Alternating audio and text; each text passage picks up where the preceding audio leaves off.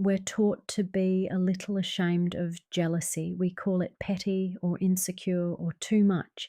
But when you look at what's actually happening underneath, it makes a lot more sense. Something in you has set off an alarm, and that alarm exists for one reason: to keep you connected.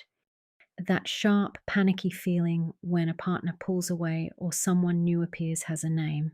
Attachment researchers call it protest. It's the same thing a small child does when a caregiver disappears from the room, a loud, urgent bid to bring them back.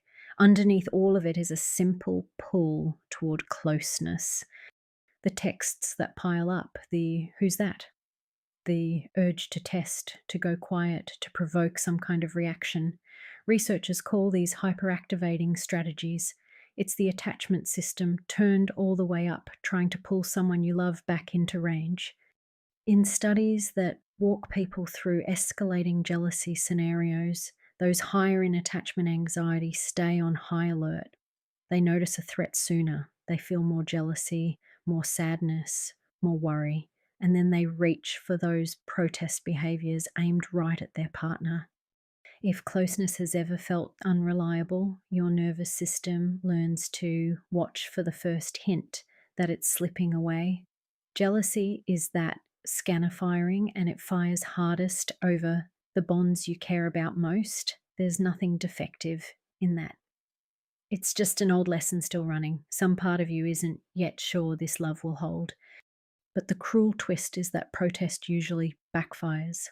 The very moves meant to pull a partner closer, the checking and accusing and testing tend to push them away. And when they pull back, it looks like proof you were right to worry. The alarm ends up creating the exact distance it was trying to prevent. So how do you tell real concern from protest? Real concern is usually specific and it points at something you can actually do something about. Protest feels different. It's urgent, all-consuming, bottomless. You get the reassurance, and minutes later, you need it again. When no amount of proof ever quiets the feeling, that's the tell. More evidence was never going to be enough, because the alarm itself is what's asking for your attention. Instead of beating yourself up for this reaction, start by calling it what it is.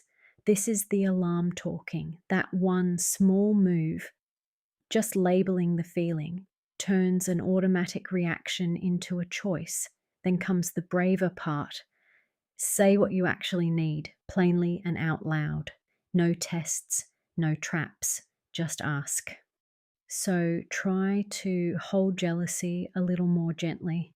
It's a protective reflex that picked up the wrong lesson somewhere along the way, that love has to be guarded to be kept. And like any lesson, it can be softened, it can be unlearned. Deep down, a part of you was simply trying to protect a bond it wasn't sure would stay. There was never anything petty about that. Be gentle with it.